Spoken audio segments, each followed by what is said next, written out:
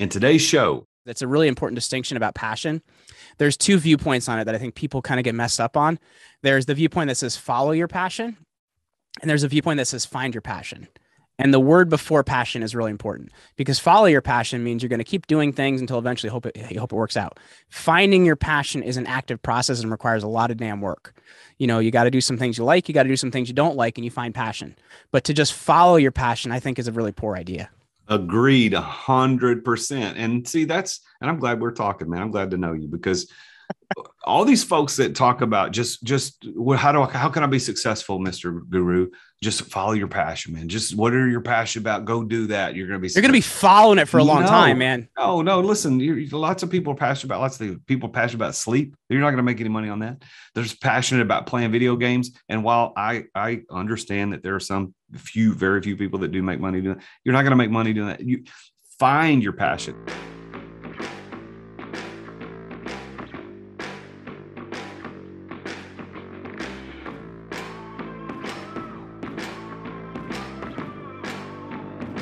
In today's ultra-competitive business world, being a successful entrepreneur or business owner can be very challenging. Fortunately, contemporary times have blessed us with resources for tackling those challenges and getting us to success more quickly than we could have imagined. Welcome to The Root of All Success with the real Jason Duncan, a podcast that explores how the world's most powerful entrepreneurs grow incredible companies. This podcast looks at the 5 keys to unlocking success as an entrepreneur. A successful educator turned entrepreneur, Jason's mission is to use his gifts of teaching and leadership to help others get the results they want out of life. Join Jason every week and learn the keys to grow a truly successful business.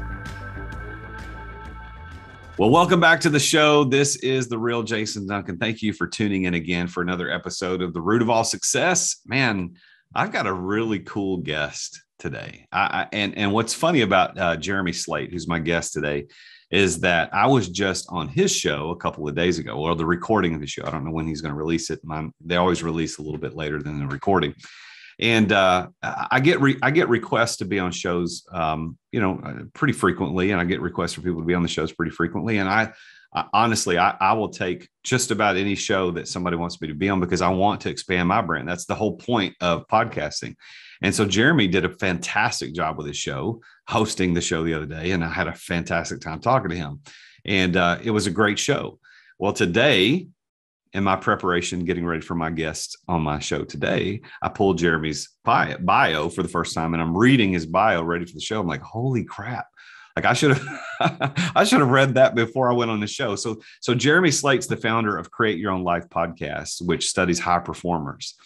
And he studied literature at Oxford University. He was a power lifter, and which we'll talk about a little bit on the show about how big his muscles are. You'll hear him as a 5'7" dude, how much he can bench press and deadlift. It's kind of scary, but he's turned into a media entrepreneur.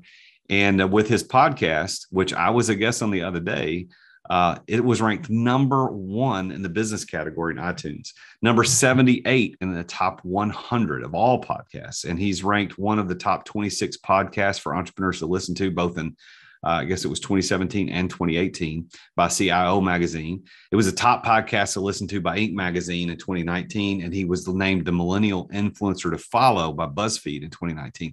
So like I said, I went into that show and recorded that show with him the other day, and we had a fantastic time, and he did a great job, as he should, because he's an amazing podcaster. But I didn't realize how amazing it was and how successful he was until I was preparing for him to be on my show.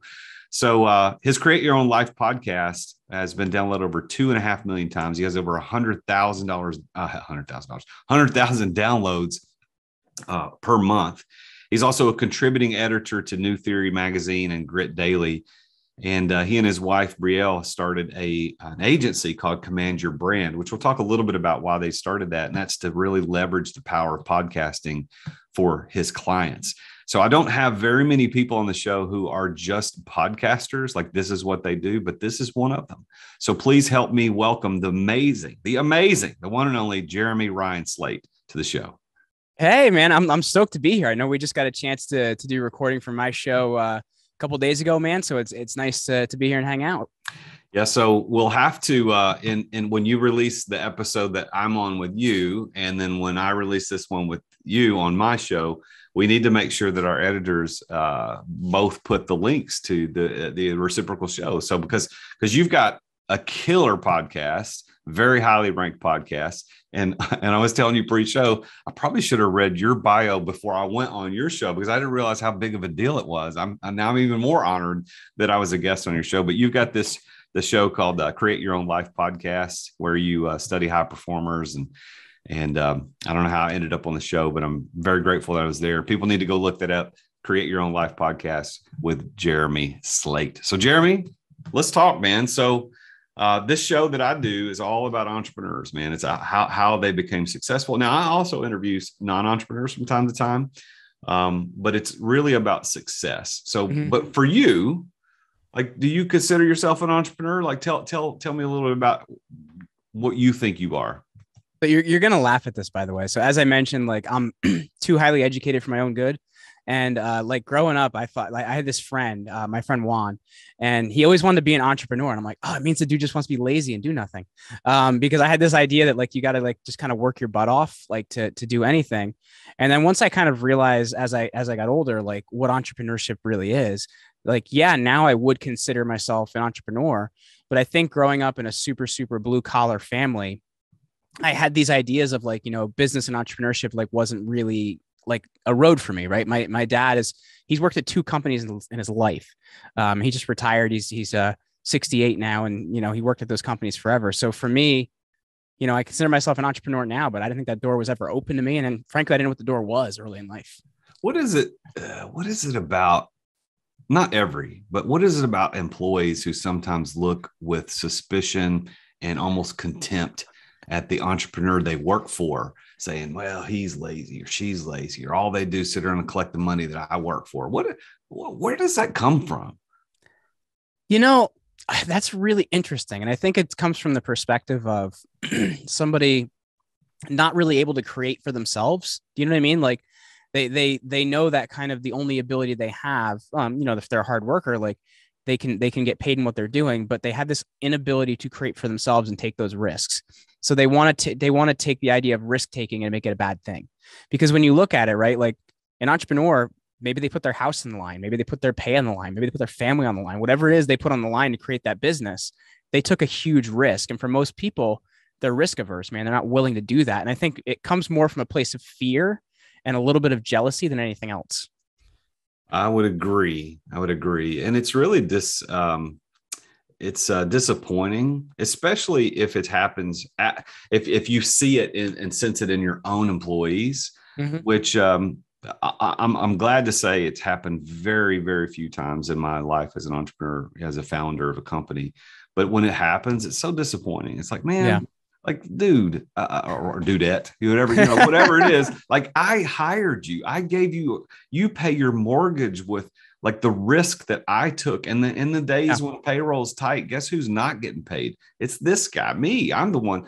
So I don't understand that. And so this all goes back to the reason I'm going down this little rabbit trail for a minute is this gets back to the entrepreneur, because the entrepreneur is someone who takes risks and innovates. That's my opinion of an entrepreneur. And so you have done that. You and your wife, Brielle, have done a great job of doing that with Command Your Brand Media and with what you're doing with the podcast. I mean, to reach number 1 in the business category is a significant feat that you've been able to do. And it took risk to do it. You don't just set up a mic and a camera and make number 1. Like there are things you had to do. So tell me about how and why you got started in podcasting to begin with. Frankly, because I failed at so many things, man. As I mentioned, like, I have my master's in ancient history. I taught high school for a couple of years, right out of college, right out of grad school. Oh, that's right. We talked about that. Oh, dude, they had me for freaking lunch. And I taught sophomores. And sophomores, like, for anybody that's never taught before, like, that's being thrown into like the fire, man. And like when I was in school, I'm in my mid-30s now. When I was in school, like if you had a flip phone, it was a big deal. So like kids having smartphones were like not even something I considered. So like every single day of my life, they're like, how much can we push this guy and get him mad? And I'll be honest with you, man, I got a little bit of a temper. So, every day it was very, very close to me, not really having a great day. So I was just miserable every day of my life, man. And frankly, if I don't know what I would have done had I not had a drastic life change. So like my mom had a stroke in 2012, and it made me look at every single thing I was doing. And I'm like, well, shoot, man, like, do I want to do this the rest of my life? I sold life insurance, which I was great at, but those conversations, man, about like death and everything else, like, I don't know. I struggled with those, though I made good money doing it. I couldn't do it for a long time. Network marketing, I tried. I went to China, bought products, private labeled them, and sold them on the internet. Didn't do that very long because I ended up getting myself out of products very quickly because of a very stupid inventory move. So I had tried all these different things that didn't really fail. I was even in-home personal training in people's houses. So like I had tried different things and nothing really worked for me. And I've been a podcast fan since like 2009. And frankly, I started my own show in 2014. It was terrible. It was called Rock Your Life. I ended up quitting that in about 2 months and started my current show in November of 2015. And it took off, man. So podcasting just kind of became this thing. It's like, hey, I like listening, so let me try to do it. So you started in 2015. Is that what you said? Well, 2014 for the first show, which was terrible. Like it was just really bad. And it was me with talking to my iBook G4, man. It's before MacBook Pros were even a thing. And I didn't even have a microphone or anything. So it sounded like the teacher on Charlie Brown. Wah, wah, wah, wah, wah, wah, wah, wah, wah. So it wasn't very good. And then I started the current show in 2015.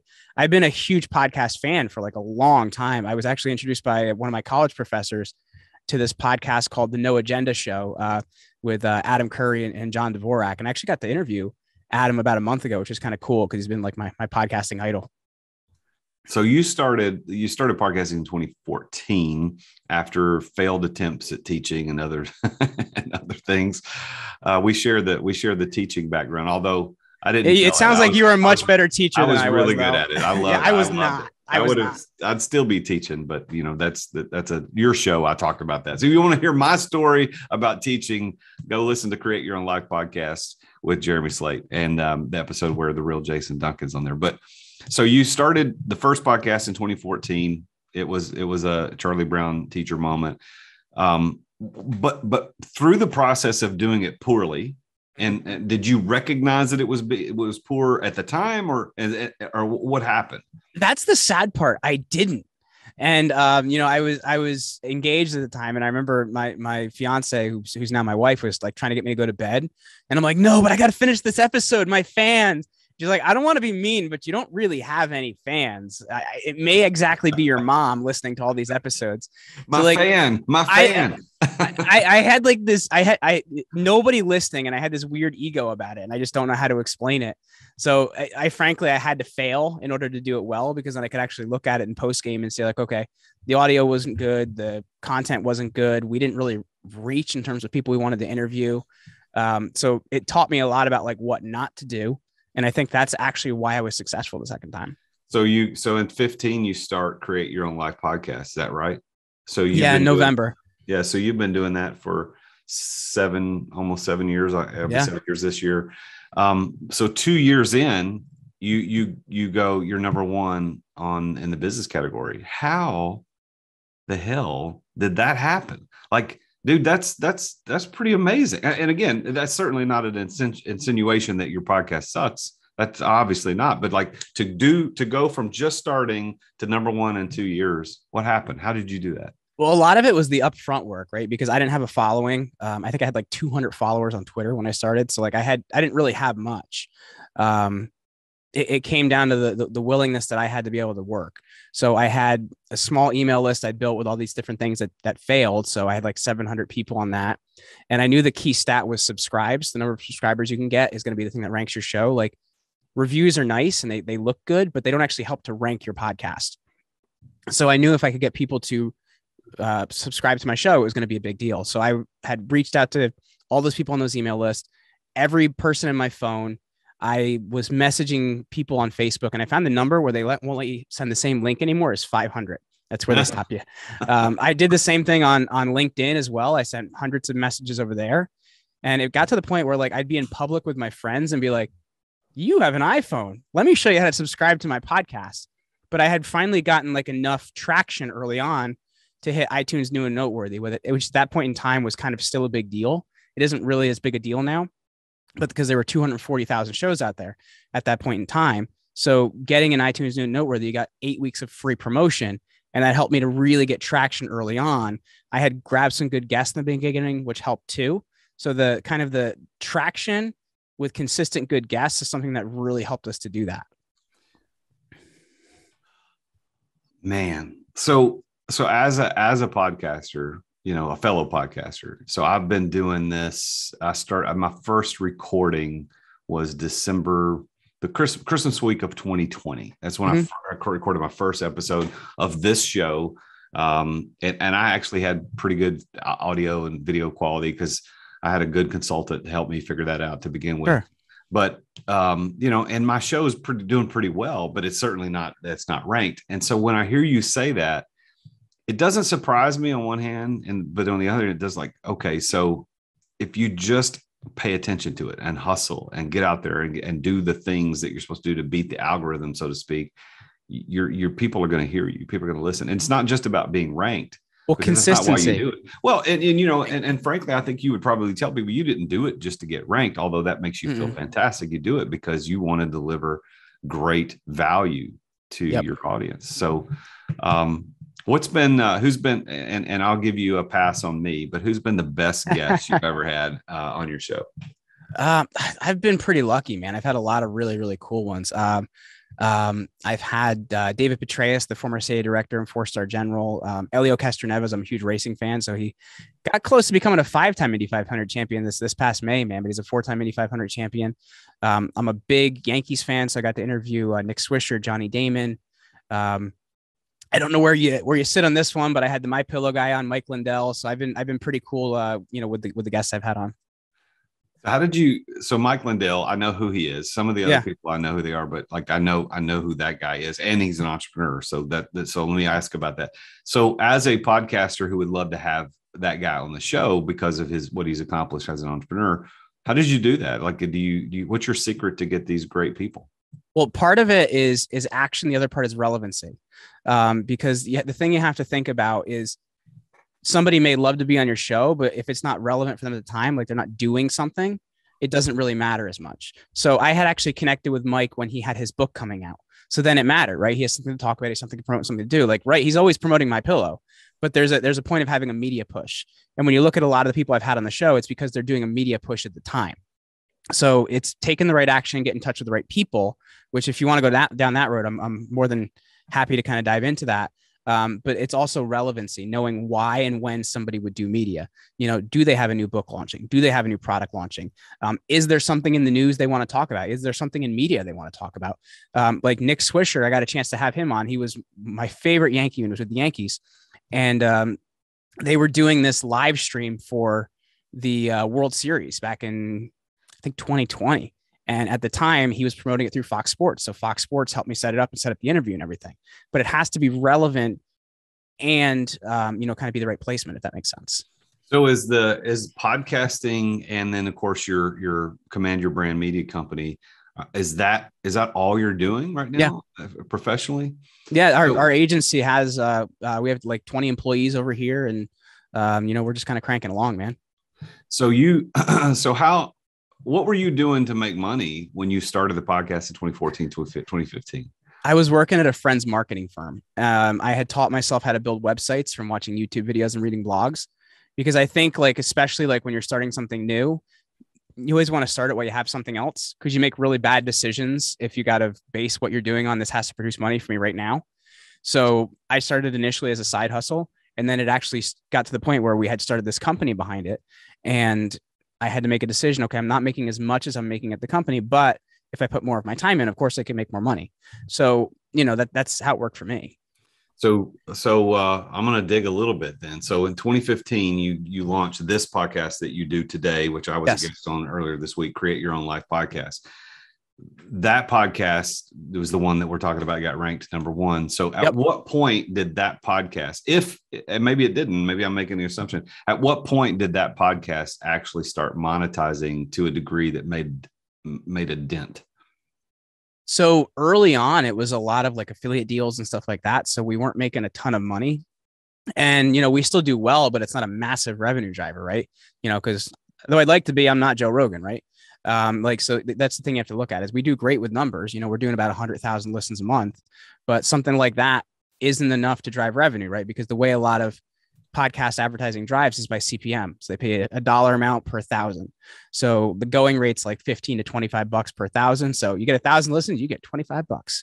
So when you look at it that way, you're not making, most people won't make a ton of money. The way a podcast really works is using it to promote what else you're already doing, right? Like you use it as your PR vehicle so people know, like, and trust you. So when we started the agency, which was originally called Get Featured Media in 2016, which became Command Your Brand in 2017, that was when, things started really moving.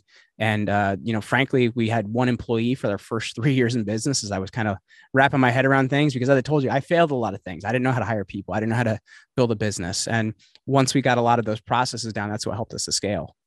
So the Command Your Brand, the media company, really it plays quite nicely with the idea of, okay, you're podcasting, you've created a killer podcast, you're doing great with the podcasting. So now is Command Your Brand, is that what you're trying to do with that, is to help other people like me, for example, to leverage the podcast for influence, for impact, and for financial reward? Yeah, because when you look at it, we see ourselves as the mouthpiece for CEOs and founders. We don't really work well with other people in the C-suite because they don't have really the story of the business, right? So that's what I see is working with a CEO and founder. So what we really help them do is figure out how to tell a better story, how to position that story correctly, and then we help them find the right shows. Because here's the thing, you could have the right show, but I don't want to be rude, but if you suck, it's not really going to go so well. So it's a really, really vital point to being on the right. It's once again, it goes back to what we talked about before, relevancy and what you're doing, right? Relevancy is always important. So we're always helping our clients to be relevant in the right areas. So is your client base, are they people that are just promoting whatever the thing is? It could be a product, service, whatever it happens to be. And you're saying, hey, I will get you booked on podcasts. Or is your client the podcaster that you can get clients booked for their show? So we don't do show booking, because actually we tried that product like 5 years ago, man. And expectations are a little wild with that one. I actually had a call with a guy once, you'll laugh at this. And because we were kind of like surveying to see if like this is a product we could offer in addition to what we're doing. And he's like, so I want to have Grant Cardone, Tim Ferriss, and Gary Vaynerchuk, and I'll pay you $75 a booking. And I laughed at him. I'm like, okay, this is not going to be a really great vertical. Like when we talk to people, the expectations were through the roof. And I was just like, I just don't want to deal with that because it just seems like too many things to deal with. So what we do is the reverse, is finding the right shows to place people on. Now, a lot of our clients have podcasts, but we really find podcasts for our clients and help them to tell a better story. A big percentage of what we do is actually the storytelling aspect, because we really want to make sure you can deliver in the right way to the right people and teach. This is primarily a teaching platform. If you get on and pitch like you're the ShamWow guy, this is not going to go well for you, man. Like you got to really be willing to communicate and teach. So what is the biggest mistake you've made during the building of the podcast itself and or the Command Your Brand media? Biggest mistake? I'll tell you what, the biggest mistake for me is like, yeah, we had all those accolades with the podcast and everything else, but like, it took me a long time to be willing to talk in my own voice, if that makes sense. Because I, number one, had to find it. Number two, be comfortable with it. And number three, realize, well, what's the worst that could happen if I'm just me? I tend to lean a little bit more politically conservative. So I want to talk about a lot of topics around those things. So because of that, I've went a little edgier in the last 3 years. But I've really enjoyed those conversations, and our audience has grown more because I'm actually talking about things I enjoy and that really align with me. So frankly, it was not really willing to be myself in the beginning, which is a big deal. Now, if we were to look at the company, I would say, not having, better processes early on so we could actually put people in those positions. Because when you're looking at hiring, one of your biggest issues is trying to put people in a job without them knowing what to do or how to do it based on how you want it done. So once we got processes down, in around 2018, 2019, that's what really helped us to hire a lot more people.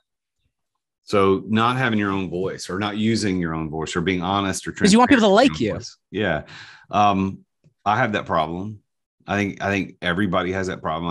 I think most people have it, and those who don't have it fall into one of two categories. They're either absolute narcissist or they're a jerk, so that may not be a clinical definition of what we're dealing with here, but how did you get to the point You where are clinically a jerk. Oh, wow. Thank you. I think that's a thing, right? The American. Maybe, I don't know. So when did you and how did you decide?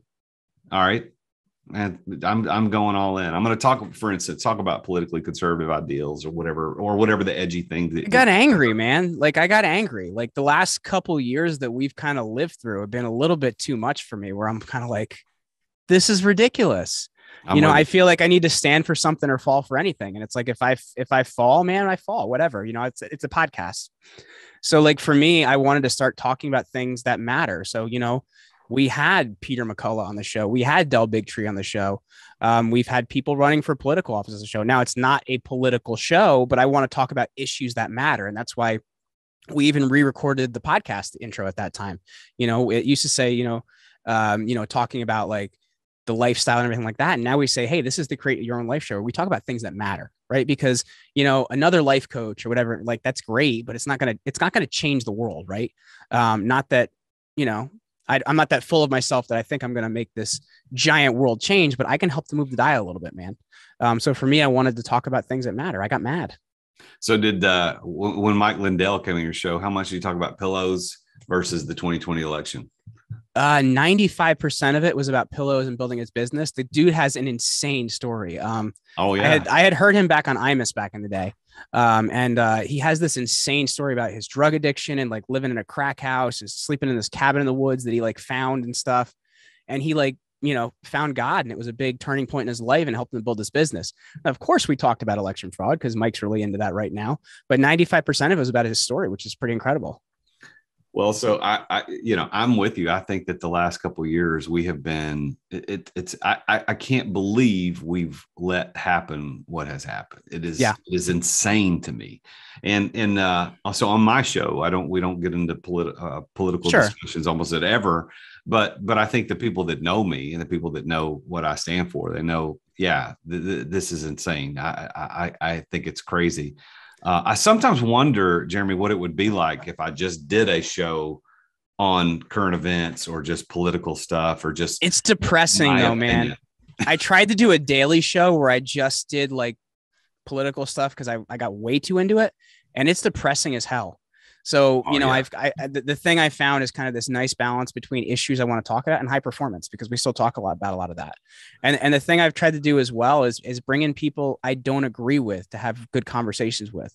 So I just had Batya Ungar Sargon on. She wrote this book called Bad News, but she's the deputy opinion editor for Newsweek. We don't agree on a lot, but we agree we love this country. And I think when you can do that, you can have some really interesting conversations about how we fix it. So let me ask you this question. You've been a successful podcaster. Obviously, you're building a successful media company to help other people get and leverage podcasting. What we haven't talked about yet is the fact that you were a successful power lifter. So tell me a little bit about that, because for those of you that are not watching this, you got to go watch the YouTube.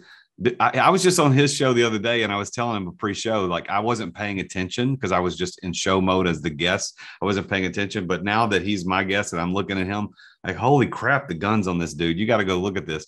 Well, so how did you get into that, Jeremy? How did that happen? I was a wrestler in school. I wrestled 103, 119, 140.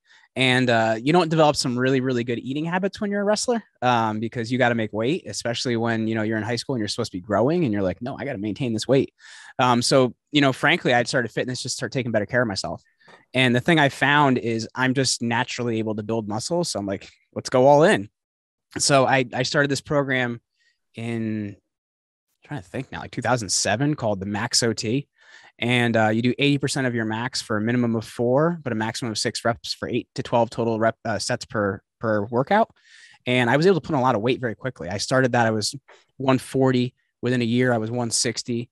When I was competing in my early 20s, I'm 35 now, I was competing at 215. And I'm 5'7", so it's not like I'm a big dude. And now I'm like $160.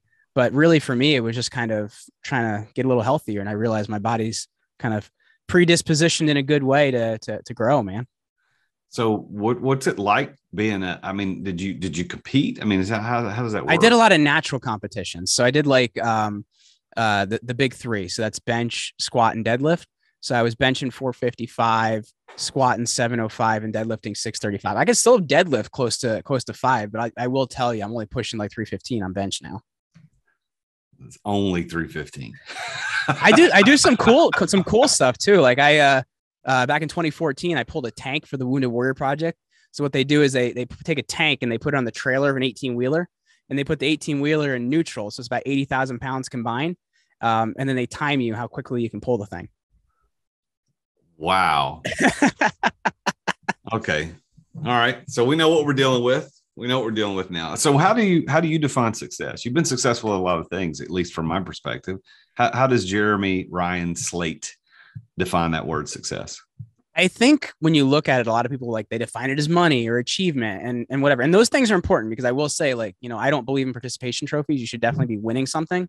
But I think at the same time, it's a balance between, am I successful enough to be able to spend time with my family? Am I successful enough to be able to have the freedom to go the places I want and do the things I want and, donate money to my church and all that kind of stuff? So to me, it's having a balance between the things I want to achieve and also having the time and the people to achieve, kind of enjoy them with. So with that as a definition, do you consider yourself to be successful? I'm working my way there, man. It's a work in progress because, we've had our best year in business ever last year, but I don't know. I have big goals, man. And I don't know if you're like this, but like my wife will step back and she'll be like, but look what we did last year. That's incredible. And I'll be like, yeah, but it's not that. And she's like, yeah, but that's 5 years down the road. I'm like, no, I want to be there. So I have to get better at kind of being happy in the moment and, thinking the moment is successful rather than thinking because I'm not there, I'm not successful. Well, but I think though that is the entrepreneurial, like that's our thing. That's what we are because goals grow. So for example, if you set a goal of say $1 million in revenue for a year for a business and you hit it, no entrepreneur is going to say, we did it, guys. We have arrived. No, it's like, okay, next year it's 3. So goals grow. So I don't think I think you probably selling yourself a little bit short there. I think from my seat looking in, very successful, created a great brand, created a great podcast, helping other people do the same thing. And, I don't know how much time you spend with your family and how much freedom of time you actually have. Cause that's, I work from home, which is a big deal for me, man. We have a small farm in here in New Jersey on 4 acres and, a couple dozen chickens, 4 roosters, a pig. So I get to I go get the eggs of my daughter in the morning. Like, how great is that? So it's like to be able to do that stuff and do what I love for a living, that's success to me. Well, there you go, man. So then the answer to that question is yes, I am successful. But there's more to go. Like you're 35. You got more to do. There's more to come. Like who knows what's going to happen next? I mean, you just said earlier in the show, well, you'd like to be Joe Rogan, but you're not. Well, who knows? Joe Rogan was hosting Fear Factor, 20 years ago? Who knew what he was going to accomplish? So, man, I think you've got something going on pretty good. So let me kind of ask this, because this show is the root of all success, and we want to talk about where your success came from. So tell me and tell the listeners what's your secret? How did you become successful? Where did it come from, and why do you think you've achieved so much success? That's a tough one. And because there's 2 different things on that. Like, number one, there was realizing why it matters, right? Because I think a lot of people never realize why it matters. They just kind of keep doing the same thing forever. Like almost losing a parent when my mom had her stroke in 2012, that made me look at a lot of different things and being like, why am I doing this? Like, this doesn't really matter. You know what I mean? Like, I think that's one part of it. The other part about it is, having good role models. My dad is the single hardest working human being I've ever met. He started in the machine shop. He had a professional baseball career, which ended due to injury. He was a pitcher at only 5'9". So obviously your body doesn't hold up long and well, pitching when you're short. So he started the machine shop at a company, worked his way up to being the VP of that company by the time he retired. So I learned what hard work was. So I think to me, that's really where I picked a lot of that up is really from my parents. Initially, I didn't explore my own dreams, which I think is important because you want to explore the things you want to do. But I really picked a lot of that up because I had a really great and stable family. And I think that's really the value in family. So if I'm hearing you correctly, you're saying that, your ability to realize what matters and having good role models is what's allowed you to become successful. Is that right? Yeah, because we have to look at it, man. Like, This is something I have a book coming out in June called Unremarkable to Extraordinary. And one of the concepts in there is you look at somebody like Tom Brady, right? I'm a Packers fan, but I'm a huge Tom Brady fan for one reason. You look at, Michigan, he barely started till his senior year. In high school, he barely started till his senior year. He gets drafted in the 6th round, only plays because Mo Lewis takes out Drew Bledsoe and they need somebody to play quarterback. So that preparation and that willingness to work has to meet opportunity, right? So the more times you show up, an opportunity is going to come. There's an Abraham Lincoln quote where he says, "I will prepare and my day will come." We don't know when it's coming. We don't know how many times it's coming, but you have to show up and prepare, man. Preparation, man. That sounds very familiar to the regular listeners to my show. There are oftentimes in the show, I go through these 5 keys of success that I've discovered after doing all these interviews, and preparation is one of the 5 keys. Yep. It's having the know-how to pull it off. It's being ready when the day is there. And what's funny, Jeremy, is that a lot of people don't know, they don't really recognize what they're prepared to be successful in. So for you, you're successful as a podcaster, immensely so. But if you go back and we kind of dig in a little bit and we think about, how and why are you truly prepared? How are you prepared for that? Sure, I think you realize what matters and you got good role models, but neither of your parents were podcasters or radio people, it sounds like. So what was it? Have you thought about it? Like what really did prepare me to be great behind the microphone and in front of the camera? I think it's the fact that I loved it so much. You know what I mean? Like I really have enjoyed. This is going to sound weird. I've been a huge fan of like late night radio. And when I mean late night radio, like I listened to there was this show in New York City called the John Batchelor Show, and he'd interview authors and he'd interview like famous speakers and political figures. And I always loved that show. So like I've always had a huge affinity for radio, which eventually became podcasting. And so I think for me, it's because I love that. And I'm like, if I can just find a way to do this every day of my life, like I'm going to love that. And I do love that. So for me, I think it's finding something that my affinity aligns with hard work, right? Because you can't just love something and think you're going to make money on it, right? There has to be something beneficial in terms of how you can make money off of it. Yeah, and that goes to one of the first keys I've found of success is that of passion, which literally means being willing to suffer. So it's not just liking it. It's I'm willing to suffer for it. And you said hard work. It's like, am I willing to put in the hours? Am I willing to put in the reps? Am I willing to put in the time to get there? I don't like lifting weights. You obviously do. So love it, man. It's fun. So for you, like, hey, you go do the thing, but you're going to succeed and receive and reap the rewards of that thing that you're doing because you're passionate about it. You're willing to suffer through the weight of 500 pounds. I'm not willing to do that. It doesn't matter to me. I can open every jar in the house. I'm strong enough. There's nothing I need. There's nothing else I need to do, but there are things that I do and love and I'm passionate about that you're not. So I think the world needs to understand and embrace, especially entrepreneurs. What are you passionate about? What are you willing to suffer for? And what are you prepared for? And what I find interesting about doing this show, man, is that just like you do in your show, you find these interesting little tidbits is a lot of times people don't realize what truly prepared them. And so listen to all those late night radio shows and then listen to those hours and hours and hours of podcasts that you listen to. Something in your brain one day went, you know what? I want to do that. And so your preparation just was by osmosis. You didn't even know it was happening.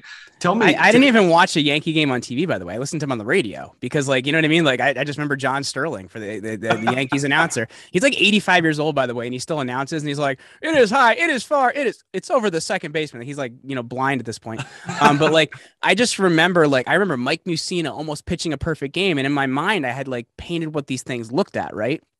So for me, it's always been this thing I've really loved. But can I also add something to what you just said? Because that's a really important distinction about passion. There's 2 viewpoints on it that I think people kind of get messed up on. There's the viewpoint that says follow your passion. And there's a viewpoint that says find your passion. And the word before passion is really important because follow your passion means you're going to keep doing things until eventually you hope it works out. Finding your passion is an active process and requires a lot of damn work. You got to do some things you like, you got to do some things you don't like, and you find passion. But to just follow your passion, I think is a really poor idea.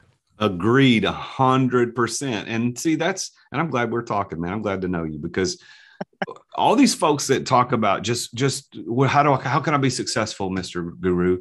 Just follow your passion, man. Just what are you passionate about? Go do that. You're going to be You're going to be following it for a long time, man. No, listen, lots of people are passionate about lots of things. People are passionate about sleep. You're not going to make any money on that.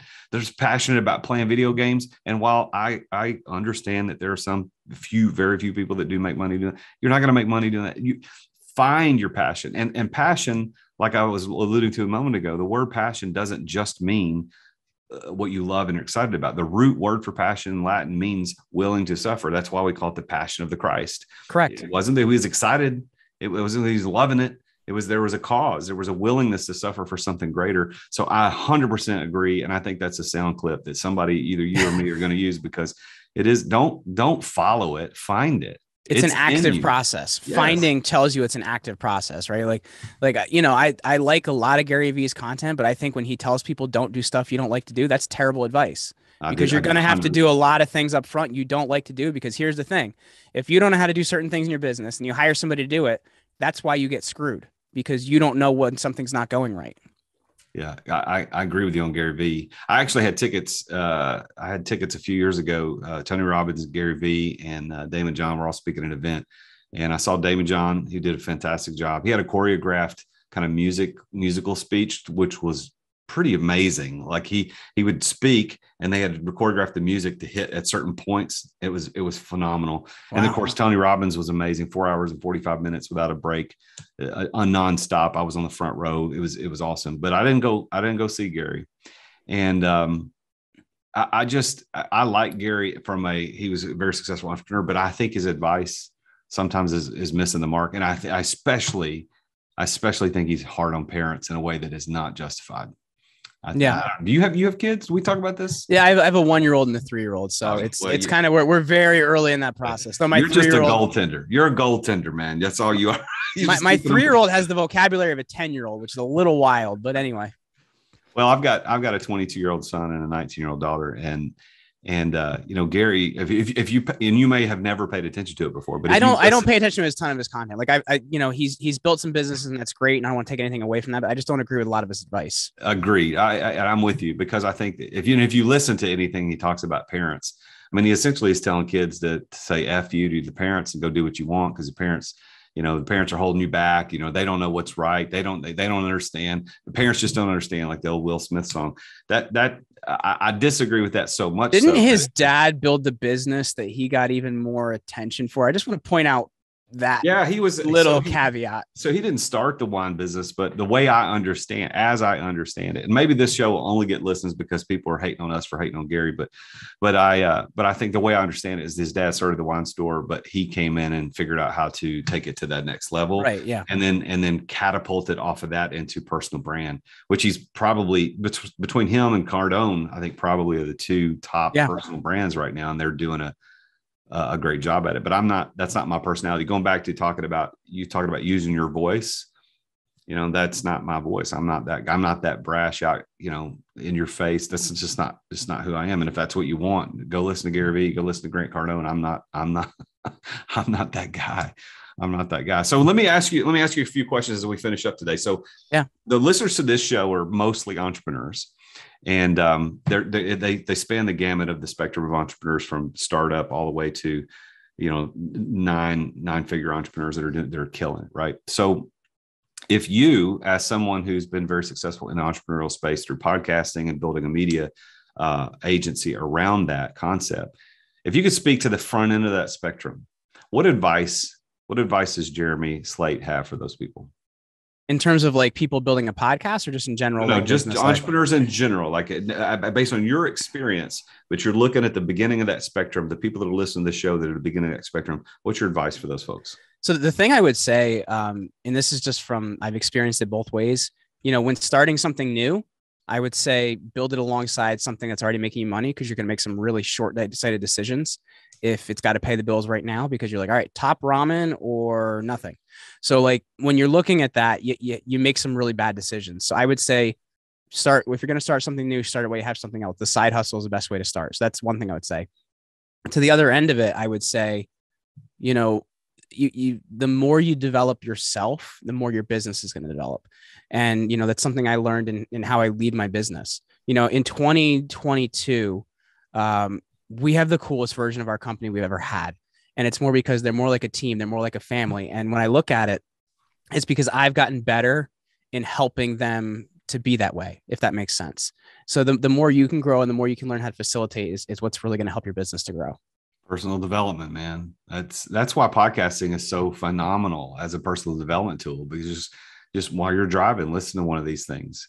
And you've got the Create Your Own Life podcast with Jeremy Slate. You've got the Root of All Success with the real Jason Duncan. There's so many others. By the way, let's just do a quick rundown. What are some of your favorite podcasts that you would encourage an entrepreneur to listen to? I don't listen to business podcasts, man. Oh my gosh. I'm terrible. I listen to it depends on the episode, but ESPN Daily sometimes, Talking Yanks, Bronx Pinstripes podcast. What else do I listen to? The Dan Bongino show. It depends on the day, man. I don't listen to a lot of business podcasts. Sorry, even though it's what I create. All right. So you and we got to make a pact between one another. You got to subscribe to mine. I got to subscribe to yours before the day is over. Right. So we got to do that. Sounds good to me, man. Well, Jeremy, so your book, Unremarkable to Extraordinary, tell me about that when that comes out and how people can get access to it. So that's coming out on June 21st. And it's really a lot of what we've talked about here, like how success is actually achieved, not those pie in the sky, just think about it and write it on your mirror 50 times and you're going to do it. Well, it takes work and it takes a lot of different things. So it's things that I've learned from people that have really done it, like, 4-star generals, NBA and NFL Hall of Famers, platinum recording artists. And it's the real what success is and how you can achieve it. So they can actually get that over at getextraordinarybook.com. And if they head over there and come back and order it through there and come back with their order code, we're going to give them a free version of the audiobook, as well as a really cool audio guide we put together called 30 Days of Extraordinary. So that's getextraordinarybook.com. All right. I just wrote it down, getextraordinarybook.com. Everybody needs to go there. And when you go over there, if there's opportunity to tell them that you heard about it on the Root of All Success, make sure you do that. How would people reach out to you, Jeremy, if they say, hey, I want to get into the podcast game. I want some help with that. What's the best way to reach out to you about that?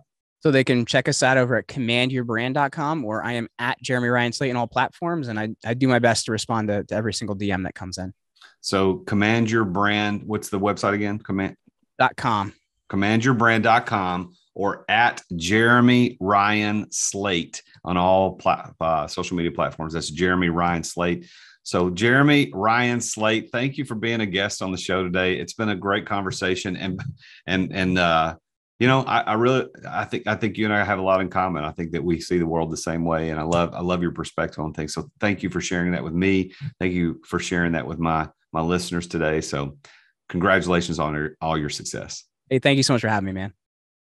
Well, there you have it. Another very successful entrepreneur, and this time a podcaster, a fellow podcaster, and how he became successful. And I think if you go back and listen to this again, or pay attention and remember what we talked about in this show today about his definition of success. He talked about his definition being realizing what matters, having time with the family and freedom of time. Those are things I think most of us would agree with, that's what the definition of success is, and how he became successful, having good role models, being prepared. Jeremy's an amazing guy, and I'm glad to know him. And that's one of the benefits of being a podcaster, is I get to meet some amazing people from all over this world. He's got that book, Unremarkable to Extraordinary. It's coming out it's going to be released on June 21st, which is actually prior to the release of this episode. So June 21st, 2022 is when his book's coming out. And if you go to getextraordinarybook.com, you get some extra benefits. If you buy the book there, you get some extra benefits, some extra stuff extra content that Jeremy and his team will give you. But go check him out. Go look up at Create Your Own Life podcast. Make sure you subscribe to that. Subscribe to this podcast if you haven't already done it. And I want to give a quick little shout out. No names for sure, but there are a few people who have just in the past day or two have come up to me and said, hey, Jason, and these are people that don't live close to me. We're not friends necessarily. We don't hang out, but are listeners to the podcast. And they say, hey, Jason, love your podcast, love listening to your podcast, and love your guests. And so for that, I want to say how grateful I am. Thank you for taking the time to listen. Thank you for taking the time to come out and say how much you like the podcast. And if there's a guest that you think should be on and you have that connection to that person, please connect me. I want to have extraordinarily successful people on the show. Ask them about their stories and their secrets to success so that you can benefit as an entrepreneur. So that's what I do. Now, my offer at the end of this show is going to be for you to reach out to me through therealjasonduncan.com/am I ready? Am I ready? And what that little landing page there is going to ask you about is, are you ready to begin living the exit lifestyle? Are you ready to begin living the life of freedom, of choice, and of time, like we talked about with Jeremy on the show today? Are you ready for that? Not like mentally ready, but is your business prepared for you to be able to step away so that you can do that? So my entire business coaching platform is about living the exit lifestyle. That's what the goal is you can live that exit lifestyle without having to sell your business. And I call that method exit without exiting. And if you want to know if you're ready and how close you are to that opportunity of stepping away, go to therealjasonduncan.com/am I ready?